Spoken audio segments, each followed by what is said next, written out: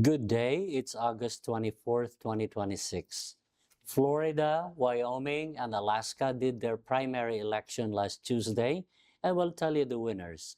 As the Democratic Party continued to fire up the campaigns that will determine who will be in power in the 120th Congress in January.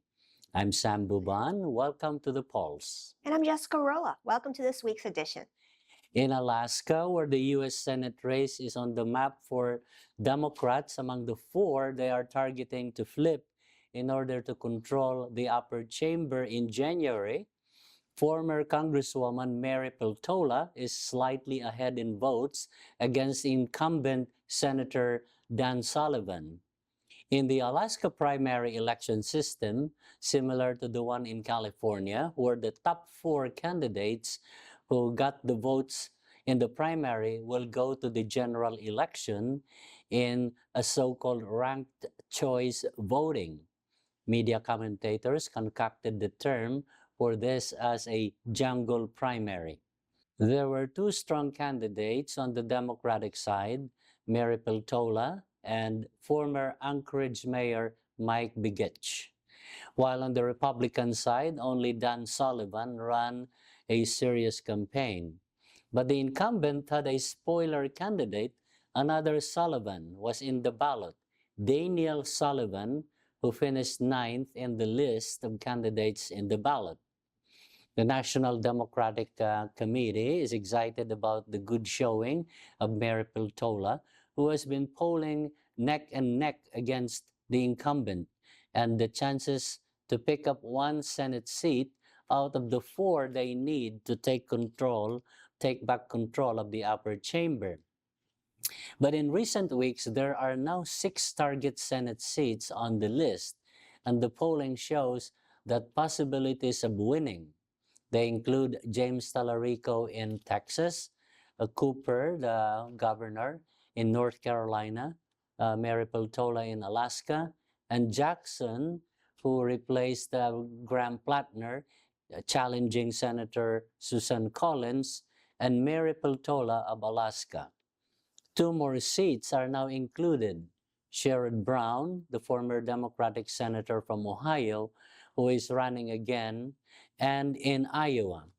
In the Iowa race for the open seat between Trump-endorsed Congresswoman Hinson and Josh Turek is now considered a tie in the Real Clear Politics polling average. So what about Florida?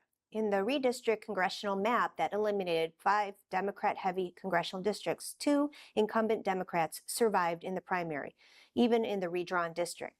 Loud Trump critic Jared Maskowitz and Debbie Wasserman Schultz.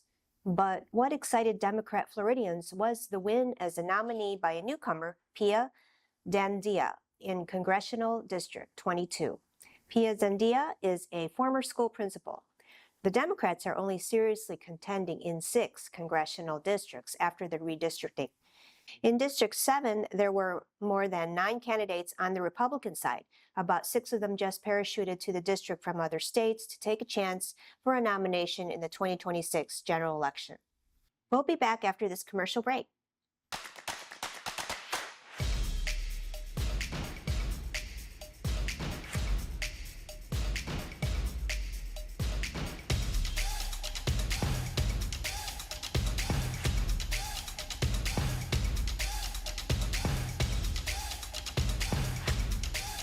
What does your child dream of becoming? In the I Want to Be book series, young readers follow children as they discover the power of learning, leadership, and helping others. The series of 22 books from Ivory Publishing is an inspiring collection that introduces children to careers, confidence, purpose, and possibility. Give a child more than a book. Available now on Amazon, in paperback, and on Kindle. Or visit www.ivorypublishing.llc.net. I'm Scott Black. When I was first elected, North Las Vegas was a lot like my classic VW bus. It needed some attention. Now an awesome new NLV is taking shape, kind of like this. And we're headed into a future where we have the best of everything. Stronger public safety, improved neighborhoods, new amenities, and higher paying jobs for working families. I'm Scott Black, and I'm asking for your vote so together we can bring this momentum to every road in our city.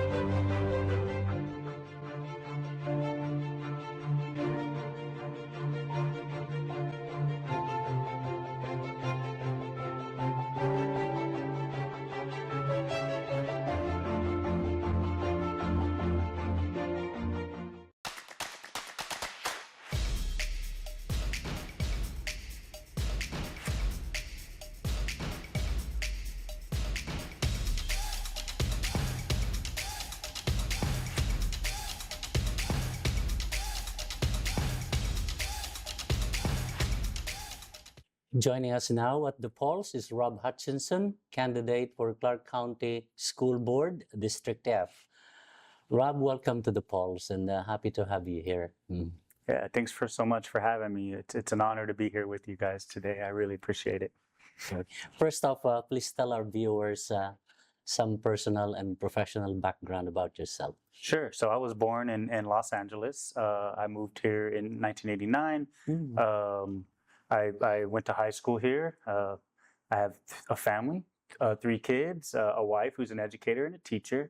I've worked for the school district myself for about 28 years as a public servant, starting at the bottom as a custodian and working my way to a director of facilities. And I also own a small business. Oh, good to know.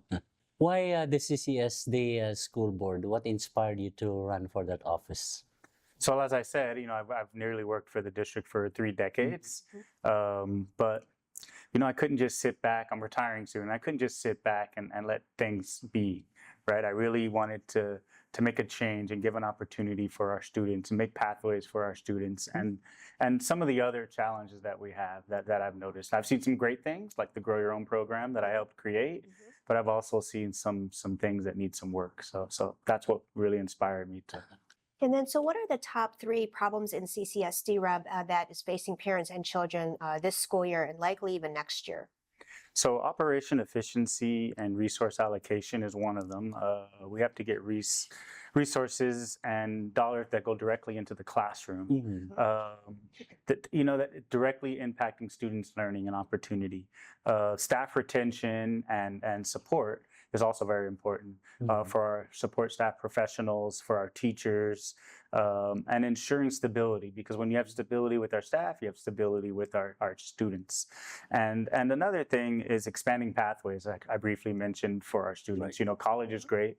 That's a great pathway. So is military. But what about careers directly into the workforce, directly into our economy, and directly into the trades? The trades have been great for me. So I think those are the 3 platforms that I'm going to be trying to focus on. Right, more on inclusion of vocational education. Exactly. Carpentry, electrician. Yeah, It's a the trades. fantastic program, So with the massive budget cut to education under the Trump administration, how many millions is Clark County School District the cash shortfall?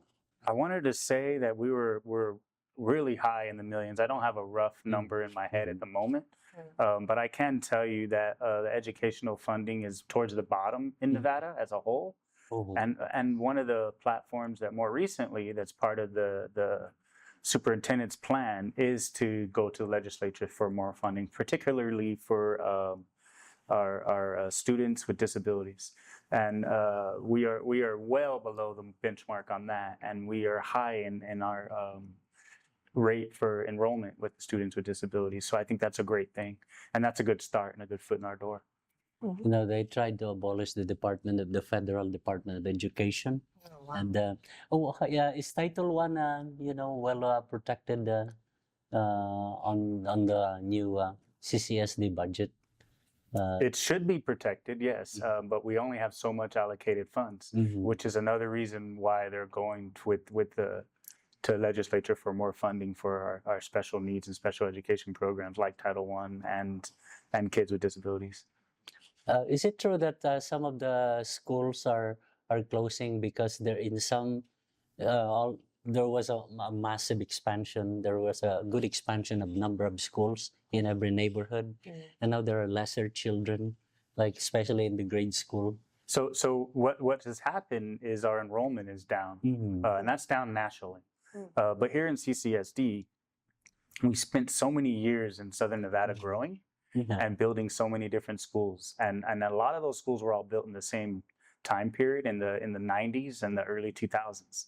And now all of those schools need to be remodeled or restructured or reconstructed, and our deficit is low with our bond fund because our enrollment is low and the money is tied to the students. Right.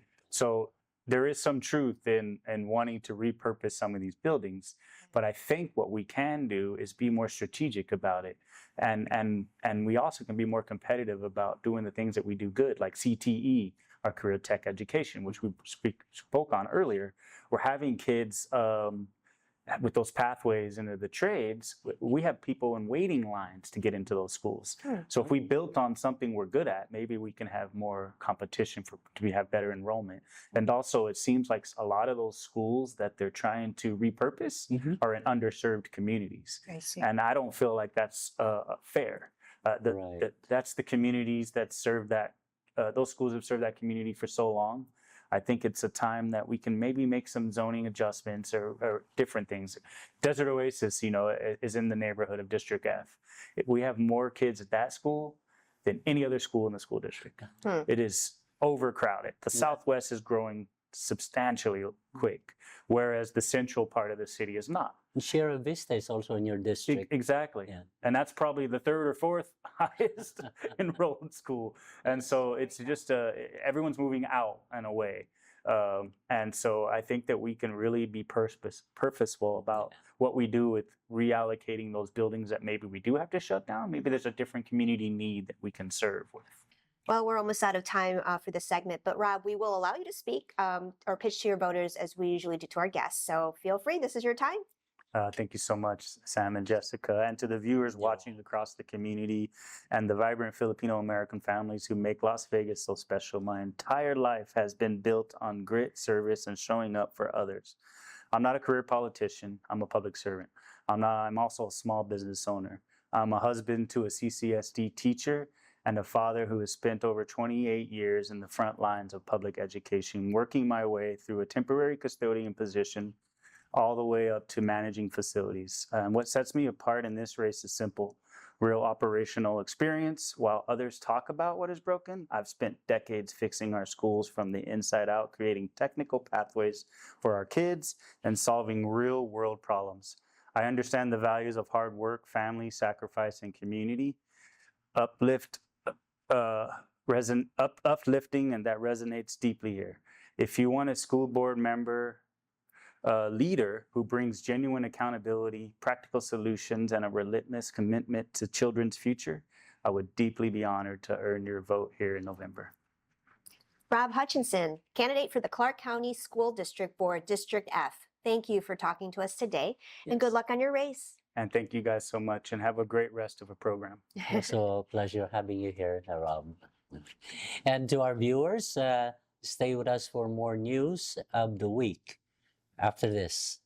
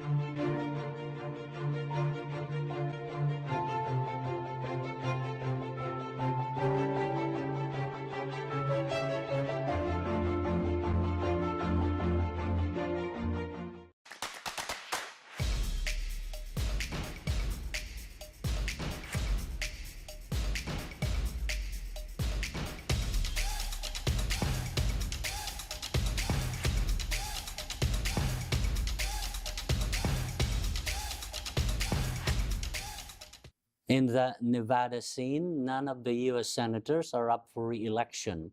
Senator Catherine Cortez Masto's term ends in 2028, and Senator Jackie Rosen's term ends in 2030 as the senior senator that serves for 6 years. The hotly contested race on the November ballot is the gubernatorial race between incumbent Republican Joe Lombardo and Democratic State Attorney General Aaron Ford. On the film community, the Film Democratic Caucus held their first anniversary of its founding, and Congressman Ro Khanna of California showed up to grace the event and to support Nevada Democratic candidates. Here are some videos from that event. Hi, I'm Congressman Ro Khanna. I am so excited about Kamayan, the celebration of the first year anniversary of the Filipino American Democratic Club. Marge, thank you for your incredible leadership. I'm proud to support and sponsor this event, and I am excited and inspired by Filipino Americans getting involved in our political process. Thank you. We are going to take a commercial break. Please stay with us for the interview of Calvin Sandoval, running for State Senate, when we come back.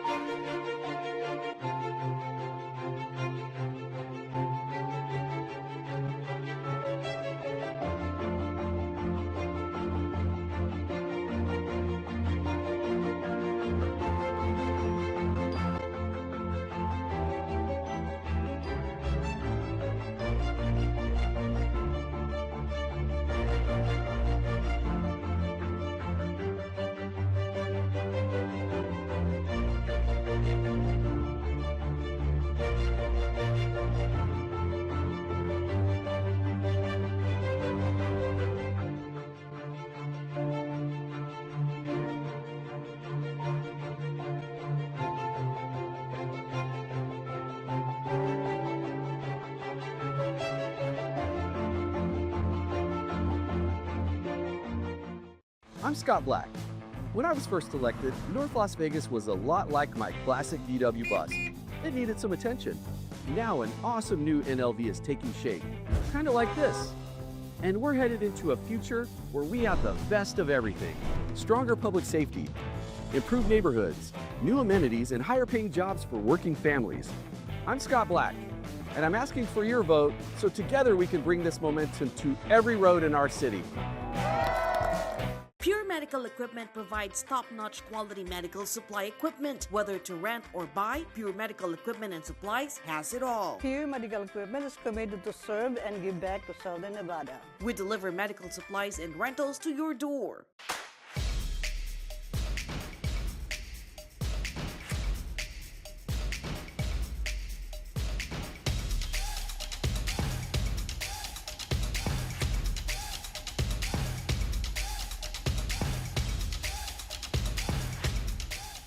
With us now here at our Phil-Am TV studios is Calvin Sandoval, candidate for State Senate to represent District 20. Calvin, welcome to The Pulse.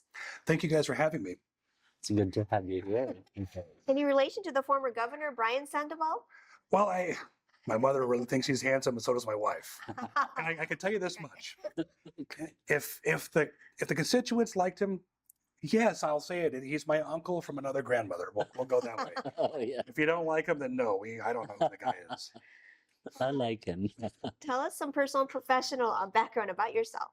So I was born in Albuquerque, New Mexico. I was raised on the east side of town, over off of Lake Mead and Hollywood, or Lake Mead and Mount Hood to be more exact.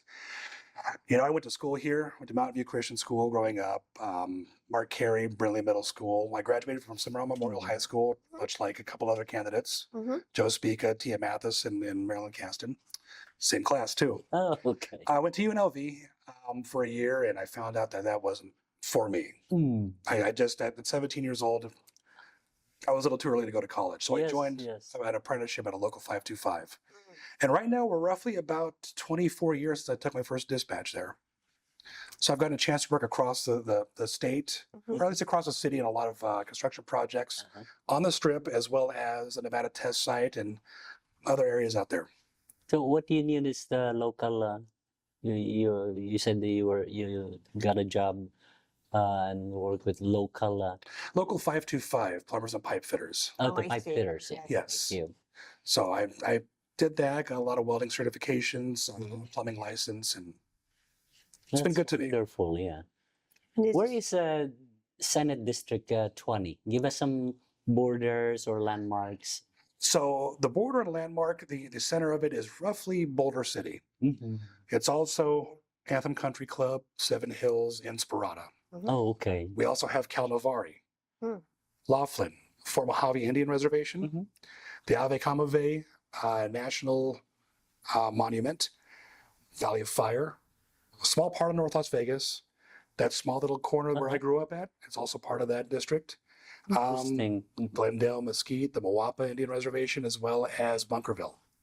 Yeah, and like the places you mentioned, that's almost the district of Commissioner Kirkpatrick, Yes. all the way to Moapa. You know. And is it your first time to run for elected office, Calvin? Yes, it is. Scared me to death. Senate District 20 is not an open seat. You're running against an incumbent. What issues are you passionate about in your district or the state as a whole that is driving that interest to run for that office? Well, to be fair, the current incumbent is actually retiring at the end of this session. Oh, So Jeff Stone's retiring. So it's an open seat Gotcha. with myself and the current incumbent for Assembly District 23. oh, okay. So we have a pretty good battle ahead of us. But why I'm running, I've been a steward for the last 15 years. So I represented a lot of members in my hall. Mhm. And I had an opportunity to look at a lot of contracts and kind of in our project labor agreements. When I have grievances, I need to look and see where it Mhm. affects us. Mhm. Sometimes my contracts doesn't follow that. So I go to the state legislature. I look at the NRS, and if it's not there, then I make a phone call and I say, hey guys, what can we do? Mhm. Sometimes I get heard, and most of the times I don't. And I understand they're busy. Right. And at that time, I think I bring a experience to that. Mhm. See, I think for me, I worked with my hands my whole adult life.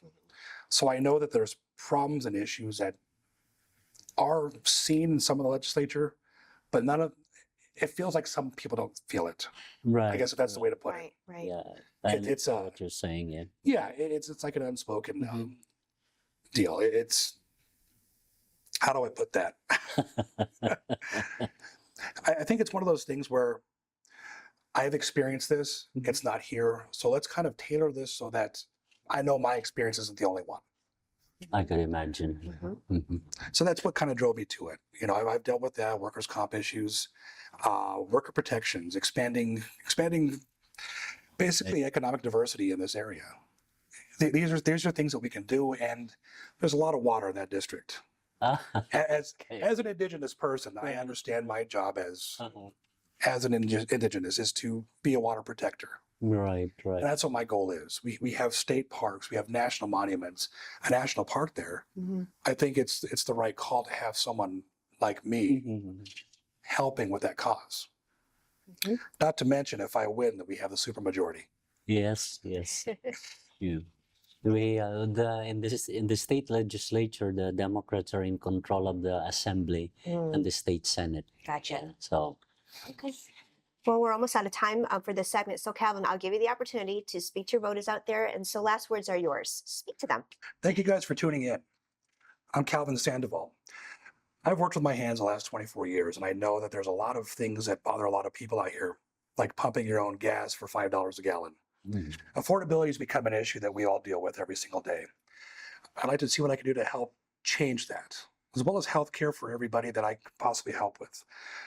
I understand that sometimes as a junior senator, my voice may not be as loud as we want it to be, but I know if you elect me, I'm going to walk in there and probably be the loudest voice everybody hears.